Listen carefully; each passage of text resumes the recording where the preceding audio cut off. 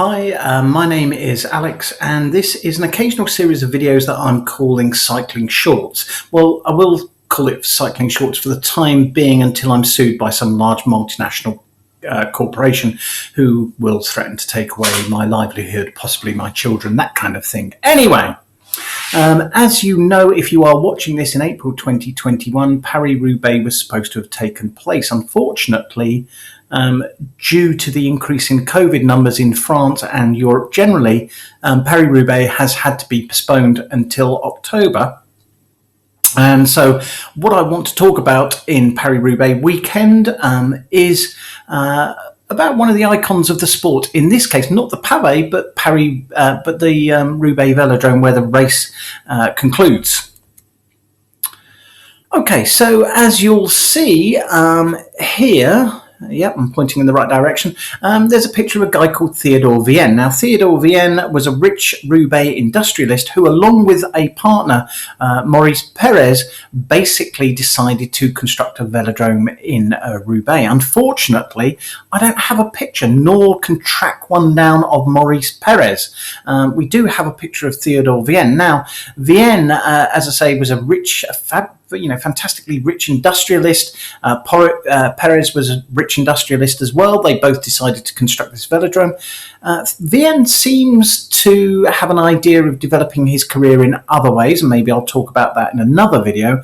And Perez was very much involved in the local cycling scene and seems to have an eye on kind of how the professional sport would develop in future.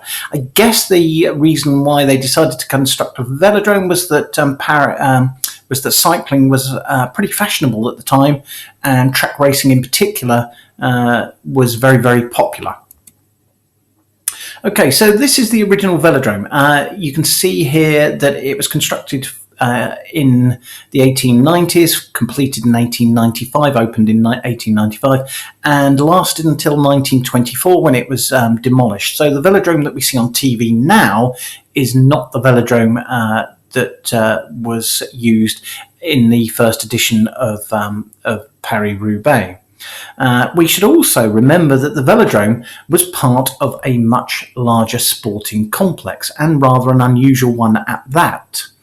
As you will see here, the velodrome also had a torodrome attached to it. So basically bullfighting took place. Now, I should say that this was more of a passing fad. It seems that the bullfighting was kind of fashionable in northern France for a brief period of time, but it was really just that, fashionable, and eventually lost its popularity. Now, it always did struggle for popularity. Lots of the locals were opposed to it. They thought that the sport was barbaric, and so as a consequence of that, they had to promote really barbaric events such as this, a fight between a bull and a lion called Goliath. Now, it didn't go down particularly well. The lion was gored fairly early on, and there was a kind of standoff between the bull and the lion. 14,000 spectators went home disappointed, and eventually the torodrome closed down in 1904, but bullfighting continued in the velodrome until 1914. Go figure. Okay, so one of the iconic sort of images that came out of this original velodrome is this picture here, Au Velodrome. It's by the Cubist artist Jean Metzinger, and it features the 1910 winner of Paris-Roubaix, Charles Krupeland. Again, I have a particular interest in Charles Krupeland, and I may make another video about that, or about him. Okay, so the last thing to say is that current velodrome was opened in 1936, but wasn't used for Paris-Roubaix until 1943. Instead, as you can see, the 1936 edition used a nearby racecourse. However, the current velodrome was used for an edition of Paris-Roubaix, which was rather unusual, and again, I might speak about this in another video.